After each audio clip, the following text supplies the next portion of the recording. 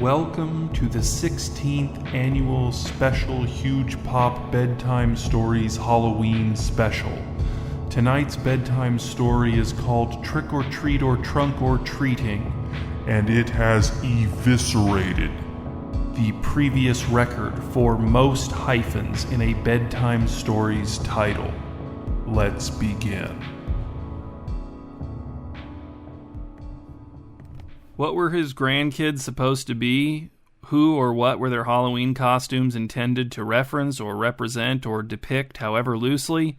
Danny waited until the children had gone into the kitchen to show off to their grandmother, his wife, Darla, before he asked Trina his costume questions. "They've told you a million times, Dad," said Trina.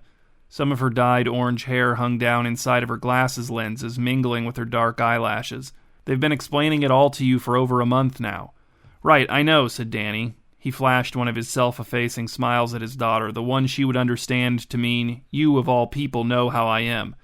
But I guess I wasn't picturing what they'd look like very accurately, so now that I'm seeing the kids in the actual costumes, I'm second-guessing everything I thought I knew about the costumes. "How did you think they'd look?" asked Trina. "I thought they'd look cuter," said Danny. "They don't want to look cute anymore," said Trina. "Jared is 10, Ginger is 8. They want to look scary or cool or realistic, I don't know, anything but cute." She pulled her phone out of the waistband of her leggings and checked the time. Darla came out of the kitchen, tightly aproned and with one heavy arm draped over the shoulder of each grinning grandchild. "Aren't they cute, Danny?" "They don't want to look cute," said Danny. "They want to look anything but cute." "They can want whatever they want," said Darla, "but they can't help but look cute." Jarrett and Ginger didn't protest, although Danny knew if such a proclamation came from him, it would not fly. "Anyway," said Trina, "I need to run. The party starts in a couple hours, and it's going to take at least an hour to get into my costume and then help Craig into his. Thanks again for agreeing to take them out trick-or-treating, Dad. We really do appreciate it, me and Craig both. We haven't been to a real Halloween party since before Jarrett was born, at least not a good one." When she was gone, Danny turned to his grandkids. "You don't mind explaining your costumes to me once more, do you, now that I can see them?" The kids didn't mind. They seemed to relish the opportunity. Ginger spoke first. "I'm Demoness. I'm the only girl demon. The other demons call me Nessie, but I don't like that. It actually makes me really mad. I specialize in spreading feelings of disgust, hatred, and fear. My car is shaped like a long heart, and I carry these 2 blades." She waggled 2 plastic knives, their blades curved to suggest they were designed for maximum cruelty. "A long heart?" asked Danny. "Yes." "But why do you want to be something so evil?" asked Danny. "She's not evil," said Ginger. Her mask, which covered her face from the nose up, was pink like infected flesh. 2 horns twisted from its temples. "She's just doing her job." "Just following orders, huh?" said Danny.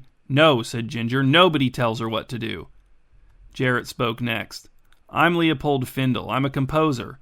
He looked like a short, fat, and old man. Trina had dyed his frizzy, butter-colored hair grayer than Danny's. "Right," said Danny, "like a music composer. I remember that. And what was it you composed?" "I composed the theme song for Rabid and Poisonous," said Jarrett, "and a bunch of other stuff. But that's why I'm Leopold Findle for Halloween, 'cause I like Rabid and Poisonous." "And that's a show," said Danny. "Yeah," said Jarrett. He adjusted the fake paunch stuffed into his too large thrift store sweater. "How come everything's demons and blades and poison and being rabid?" asked Danny. His grandkids, their lovely cuteness concealed within their unpleasant costumes, shrugged. "It'll be dark soon," said Danny. "Where do you guys want to trick-or-treat?" "We want to go to New Pinnacle Church's Trunk or Treat," said Jarrett. "That's how you get the most candy, and the best candy, too. My friend Logan went last year, and he filled up his bucket with candy and had to buy an extra bag to hold all the candy that wouldn't fit in the bucket, and he filled that bag, too, and he could have gotten even more candy, but his parents wouldn't buy him a second bag, and his costume didn't have pockets." "Sounds good," said Danny. "In terms of the candy quantity, I mean, but what's a trunk or treat? Why is it called that?" "It's just in the parking lot at the church," said Jarrett. "People park their cars and open up their trunks and decorate the trunks, and they sit by the open trunks in camping chairs, and sometimes they're wearing costumes that go with the trunk decorations, and they give out candy." "It's just in a parking lot?" asked Danny. "You don't knock on anyone's door?" "No," said Ginger. "It's just trunks." "Do you still say trick or treat?" asked Danny. "If you want to," said Ginger, "but my friend Allie said sometimes there's a big bucket of candy in the trunk and you can just scoop it into your bag yourself and they don't watch very close to see how much you take." "Okay, but where's the fun in that?" asked Danny. "Getting all that candy," said Jarrett. "So much of it. That's what's fun. And some of the trunks are decorated kind of fun, I guess. That's what Logan said. But he said since it's a church thing, none of them are very scary. There's no blood or guts. I have a better idea, said Danny. I'll take you to a neighborhood where rich people live. The houses are all big. Some of them will give out king-sized candy bars, I'll bet. Will we be able to scoop our own candy out of a bucket in a trunk, asked Ginger. No, said Danny, you won't get your candy from a trunk. There won't be any trunks involved. Mom said you'd take us wherever we want to go, said Jarrett, his speaking voice transitioning to a near whine by the end of the sentence. We'll go to the rich neighborhood first, said Danny, and then if you don't like it, we'll go to the trunk thing. Danny waited until it was almost dark, then loaded the kids into Darla's car so they could ride in more comfort than the dusty back seat of his truck could provide. The route to the rich neighborhood took them past several smaller trunk-or-treats, none of which looked appealing. Not to Danny, anyway. Just a few kids in store-bought costumes and parents milling around in parking lots, and cars with open trunks decorated with streamers, cardboard skeletons, and posters with handwritten messages such as Boo and Happy Halloween, where the last 3 letters of Halloween were crammed very close together at the edge of the poster. Danny saw one poster stuck to an otherwise undecorated trunk that just read, Haunted Car. None of the car owners and camping chairs appeared to have dressed up beyond the occasional droopy witch hat. See, said Danny, that doesn't look fun, does it? I think it looks fun, said Ginger. Yeah, said Jarrett, and besides, we want to go to the new Pinnacle trunk-or-treat, not these other ones. The new Pinnacle one is the biggest. That's the one Logan went to. That's the best one. Do you know why people say trick-or-treat, asked Danny. He didn't wait for his grandkids to answer. Because in the old days it was like the kids giving whoever answered the door an option of what they wanted to happen. Either we'll play a trick on you or you can give us a treat. What kind of trick, asked Jarrett. I don't know, said Danny. Probably vandalism. But my point is this. How does trunk or treat make sense? What could it mean? It's not trunk or treat. It's treats from a trunk. If anything, it's trunk and treat. There's trunks and there's treats. The kids had no rejoinder. Here we are, said Danny, steering the car between the pillars marking the entrance to the inviolable grounds neighborhood. He had expected to be immediately met with the classic Halloween vision of costumed kids teeming over the lawns and sidewalks, scampering into the streets as their harried but happy parents shouted at them to watch for cars, miniature ghosts and mummies streaming to and from the front doors of every stately home, sticky hands slipping the least resistible candies up behind masks where they would disappear to the sound of monstrous chewing. But the inviolable grounds neighborhood was dead. Danny saw no kids in costume, no kids at all, no people at all. The stately homes were there, yes, but their doors were closed. They were mute. Quite a few of them were dark. Even their porch lights were turned off, in many cases, the universal signifier of no treats here. Danny's one worry about bringing the kids here had been finding parking.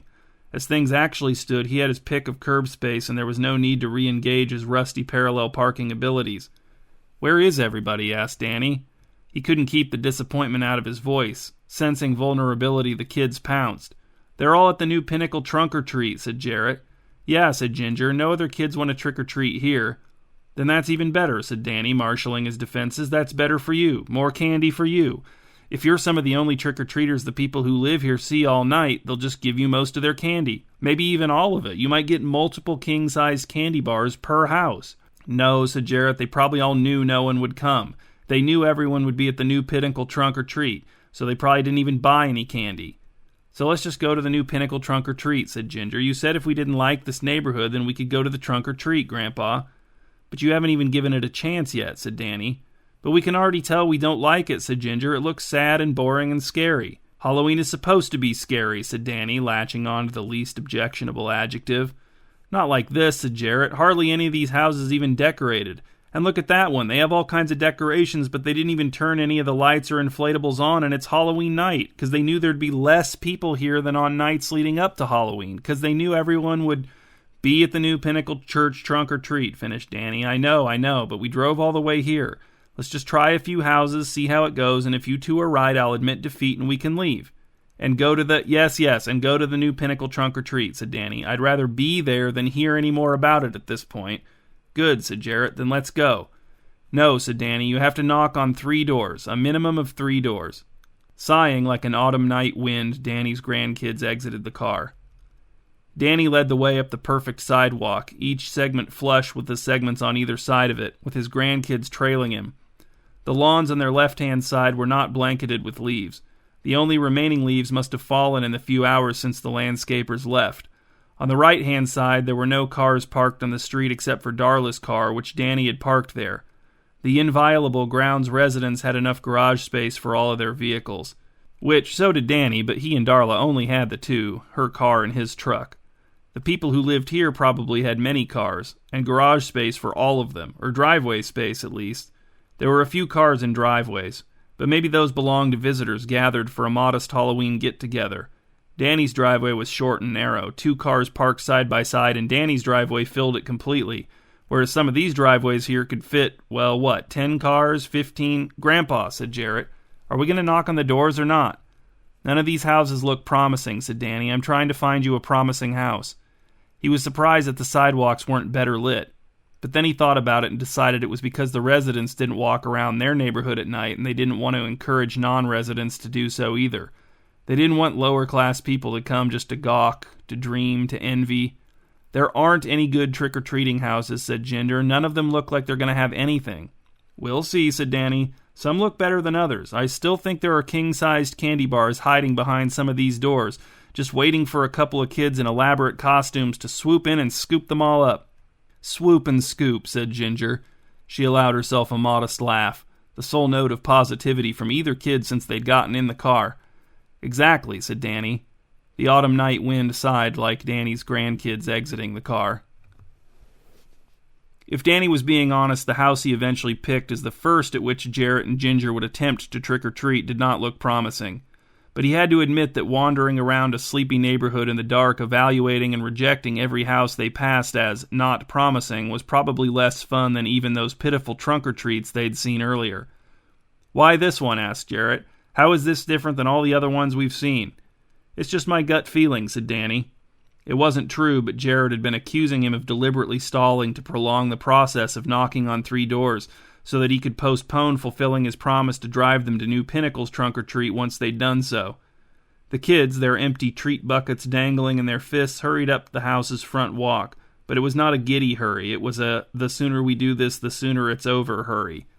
The house, an asymmetrical light-colored brick giant, displayed no Halloween decorations, but a light shone in an upstairs window. The porch light was on, and a seasonal wreath, fall-themed, not Halloween-themed, hung on the door. No cars occupied its driveway, which was both wide and long. Having arrived at the steps leading up to the door, the kids hesitated.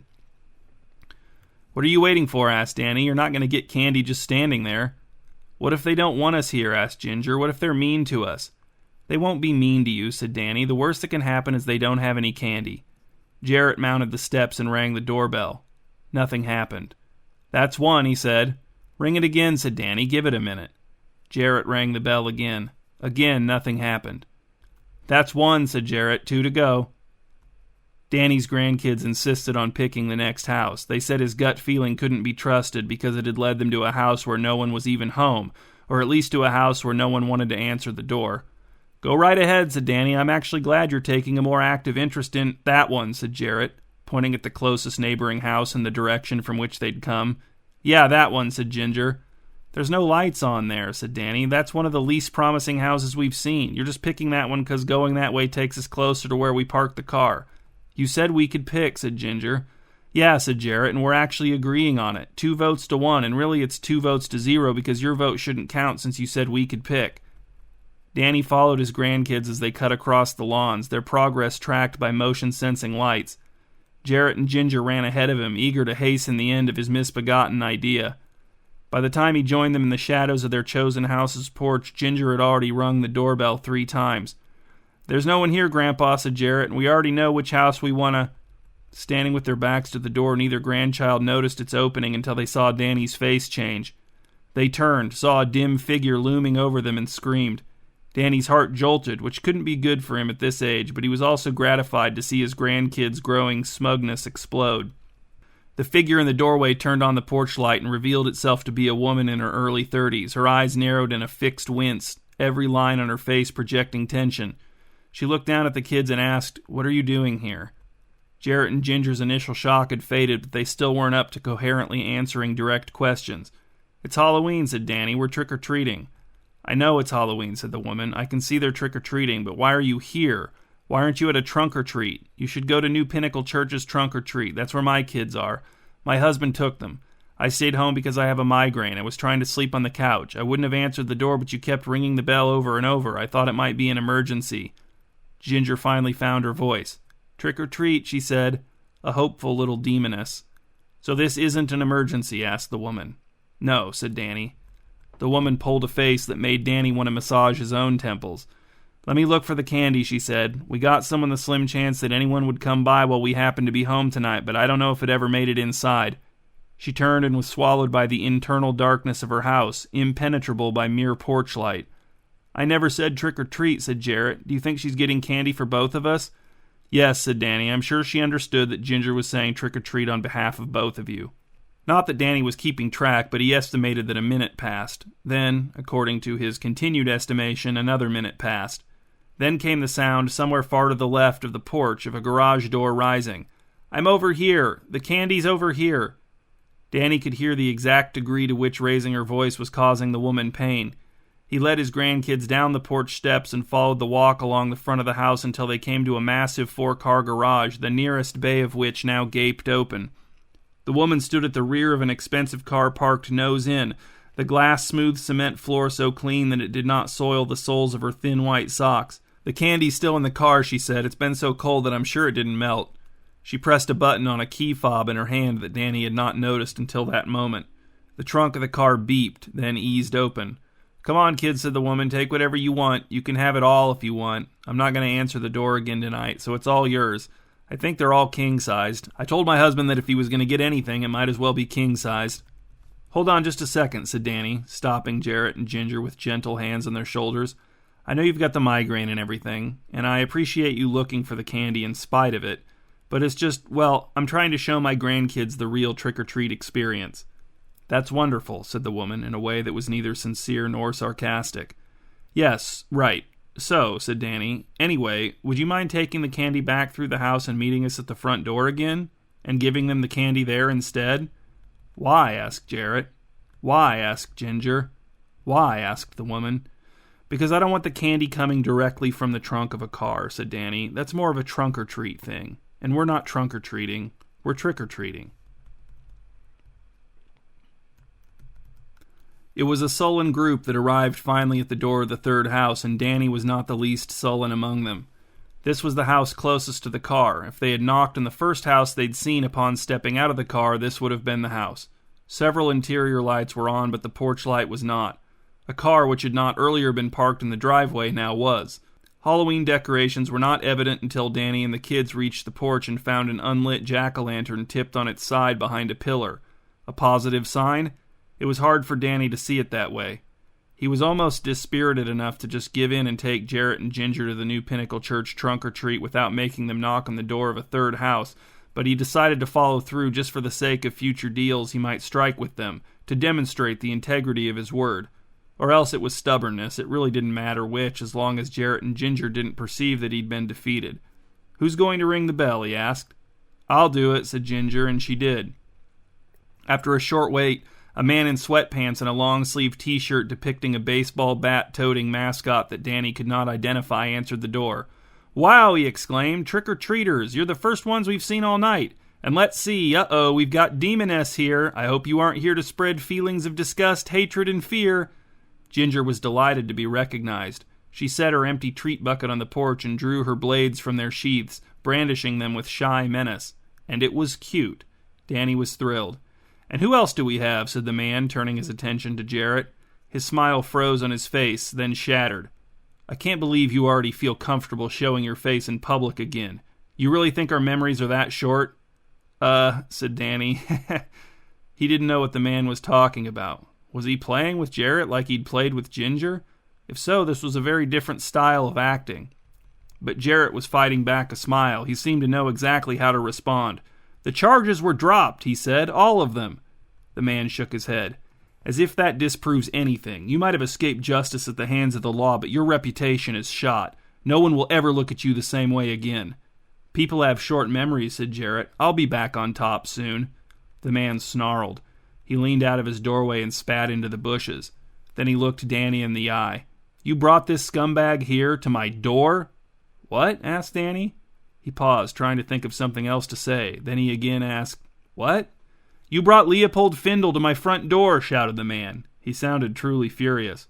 "You're offended by the costume?" asked Danny. "I'll be honest, I don't really know who he's supposed to be. Jarrett just told me he's a composer. That's all I know." "I'm not offended by a costume. I'm offended by the man. This man." The man jabbed his finger in Jarrett's face. Jarrett no longer playing along cowered against Danny. "Grandpa," he said, "let's just go." "This is a kid," said Danny, "a kid in a costume for Halloween. It's Halloween."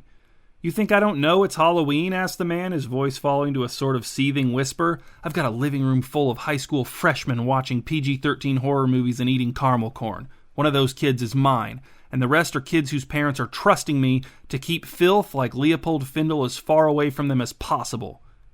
Danny was afraid to ask, but he had to. "What did Leopold Findle do?" "It's not that bad, Grandpa," said Jarrett in a small voice. "It's just money stuff." "Ho, ho, ho," said the man. "Just money stuff. You would say that." He bent at the waist so his face was inches from Jarrett's. "Try some of that money stuff on me or any of the kids at this Halloween party, and I will decapitate you." "I'll decapitate you," cried Ginger. Danny would not have guessed she knew what that word meant, but she demonstrated that she probably did as she hacked at the man's neck with her plastic blades. She'd probably learned the word from these gruesome shows on which she and Jarrett were so fixated. And now it was sounding like the people involved in making the shows might have serious character flaws, not that Danny was surprised. Anyway, there was a good chance that Danny was about to have a physical altercation with a man at least 20 years his junior. Jarrett and Ginger were too young to be of much help. And what if the high school freshman heard the commotion and came to join the fracas? Ginger landed only 2 weak 8-year-old girl strikes with her plastic blades, one on the back of the man's neck and one on his shoulder, before he whirled toward her, wrenched the blades out of her hands, and sprang back inside the entryway of his house. "My problem isn't with you," he said, addressing Ginger. "I know you're just doing your job, but if you insist on associating with Leopold Findle, well..." He left the end of the sentence to dangle ominously. Ginger began to cry within her mask. "We just wanted to go to the trunk or treat," she said. "We just wanted lots of candy." The man's face softened. "I don't have any candy to give to you, demoness." "I know," said Ginger. "We only knocked on your door so we could be done and leave." "I'll tell you what," said the man. "I can give you a can of pop. Do you want a can of pop?" Ginger brightened. "A can of pop? For trick or treat?" "Can I have one?" asked Jarrett. "Trick or treat?" "Never," said the man. "Can I have 2?" asked Ginger. "Are you going to give one to Leopold Findle?" asked the man. "No," said Ginger. "I want one for now and one for later." "All right," said the man. "You can have 2. "Actually," said Danny, "her mom doesn't let her drink any kind of soda or pop or whatever you want to call it. You'd have to ask her why candy is okay but pop isn't.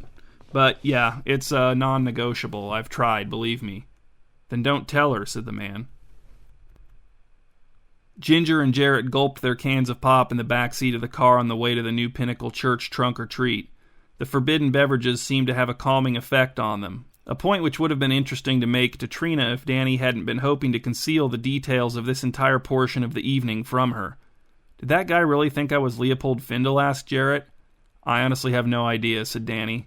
"Did he think I was really Demoness?" asked Ginger. "I don't know," said Danny. With a sudden release of pressure, the kids cracked up, pleased to either have had the quality of their costumes validated or to have met a crazy man, or both. Danny had to park on the street a block away from New Pinnacle Church since a good portion of their parking lot was dedicated to the trunk or treat. His parallel parking skills turned out to be rustier than he'd hoped. "You hit those cars," said Ginger as they waited in an intersection to cross the street. "I bumped them," said Danny. "That's why cars have bumpers. That's why they're called bumpers. It's fine to do a little bumping with them if it can't be avoided." In the end, the New Pinnacle Church trunk or treat wasn't much different than the shabbier ones Danny and the kids had seen in passing through the windows of the car. It was bigger. More people, kids, parents, car owners. Some of the car trunks were better decorated, but many weren't. Some of the owners had put more effort into their own outfits, but many hadn't. New Pinnacle Church played music through speakers attached to floodlight-bearing poles arranged at regular intervals around the perimeter of the event, but it wasn't spooky Halloween music, not even innocuous Halloween music. It was just generic praise music. Danny trailed after Jarrett and Ginger as they scurried from trunk to trunk, their treat buckets finally filling up, and rapidly.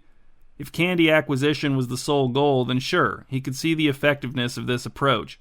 But he also noted the fading of Jarrett's enthusiasm, the dimming of the light in Ginger's eyes behind her mask. After fewer than 20 trunk-or-treating minutes, Danny saw his grandkids confer, then turned to push through a mob of their peers until they stood side by side in front of him, a small, deflated and criminal composer and a smaller, disenchanted girl demon. "We're ready to go," said Jarrett. "You're already done?" asked Danny. "You've still got some room in those buckets." "Yeah," said Jarrett, "but we're ready to go." "Why?" asked Danny. "You were so excited to come here." "It's not very fun," said Ginger. "You just go from trunk to trunk and get candy. You don't even have to do anything or say anything or anything. You just walk up and get the candy, and then other kids are right there getting candy at the same time. And no one knows who we're supposed to be," said Jarrett. "Where do you want to go?" asked Danny. "Home?" "No," said Ginger, frustrated, desperate. "Then where?" asked Danny. "Back to the rich neighborhood?" "No," said Jarrett, "not there." Danny didn't know what to say, didn't know how to help. Jarrett and Ginger held his hands as they all headed back to the car, a walking arrangement the kids hadn't tolerated in years. They drove from neighborhood to neighborhood looking for something that Danny was now coming to believe no longer existed, or rather, Danny looked. Jarrett and Ginger just stared out the windows at whatever crossed their field of vision as Darla's car slunk up and down the lifeless residential streets. Ginger removed her mask. "Why couldn't you just take us straight from your house to the new Pinnacle trunk-or-treat like we asked, Grandpa?" asked Jarrett. "What difference would that have made?" asked Danny. "It wouldn't have been any different."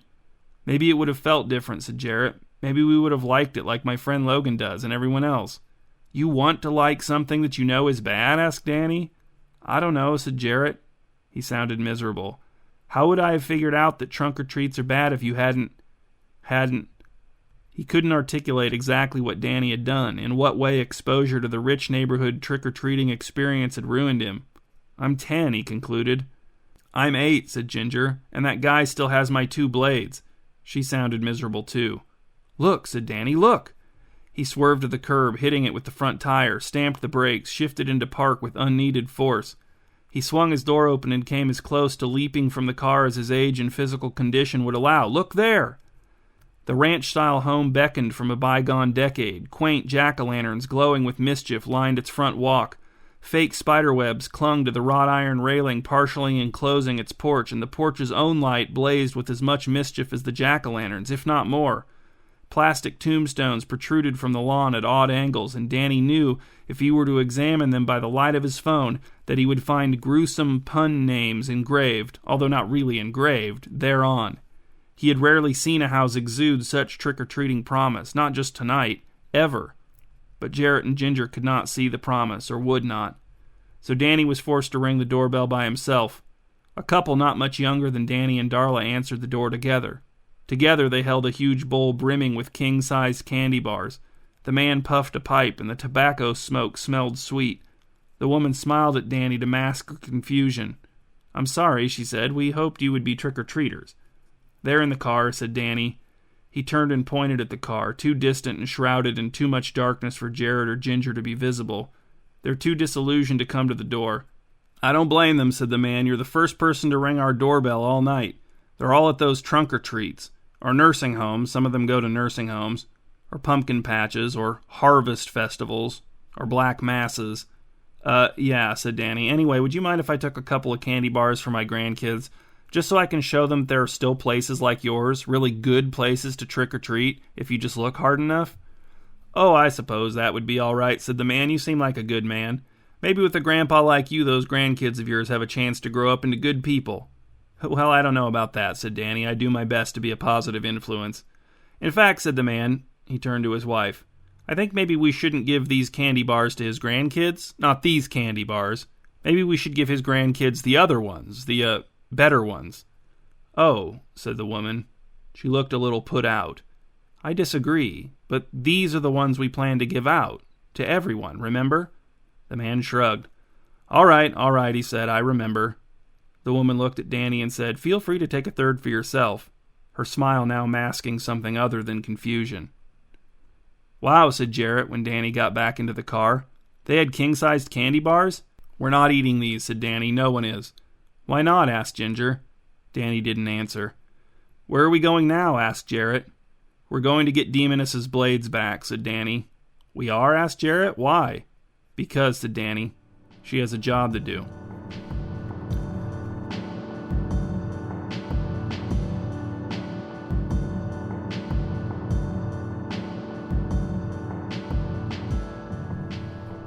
These are the discussion questions for Huge Pop Bedtime Story number 253, Trick or Treat or Trunk or Treating. Number 1, trick or treat. Number 2, trunk or treat. Number 3, trick or trunk. Number 4, treat or treat. And number 5, how cool would it be to get 1 can of pop, not to mention 2 cans of pop for trick or treat?